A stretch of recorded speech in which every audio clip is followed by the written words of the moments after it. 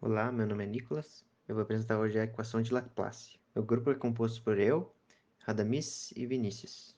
Nós somos alunos da engenharia mecatrônica. Definição: a equação de Laplace ela tem o seguinte formato, onde o Laplaciano ao quadrado dessa função, que é esse símbolo aqui, o nabla, é igual a zero. Ela também pode ser escrita pela derivada de segunda ordem de x, mais a derivada de segunda ordem de y, mais a derivada de segunda ordem de z, quando necessário, né? Porque ela também pode ser escrita apenas com duas derivadas, com duas dimensões, no caso, a de x e a de y.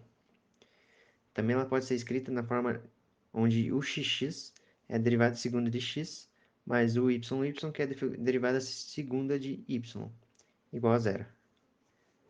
Classificação. A equação de Laplace ela é classificada como uma equação diferencial parcial, porque existem mais de uma variável independente, nesse caso x, y, z. Ela é linear porque não existe nenhum número com expoente multiplicando a variável dependente, que é o u. Ela é homogênea porque ela é igual a zero, de segunda ordem, porque a derivada de maior ordem é 2, e de primeiro grau porque ela tem expoente 1. Aplicações. A equação de Laplace ela é utilizada em várias áreas da ciência, muito porque ela descreve vários comportamentos físicos, como por exemplo no potencial gravitacional, no fluxo potencial elétrico e também no fluxo de calor e temperatura.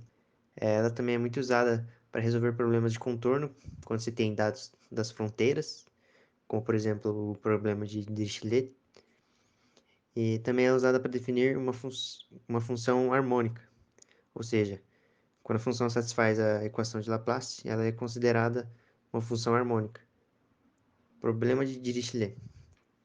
Um exemplo do problema seria quando você quer descrever o comportamento da temperatura em uma placa de um material condutor, por exemplo, como um material condutor de calor. Nesse caso, a temperatura das bordas seriam as fronteiras definidas, né? Então, você mediria as fronteiras e daí, por saber os valores da temperatura das fronteiras, você conseguiria definir o comportamento da temperatura na placa inteira.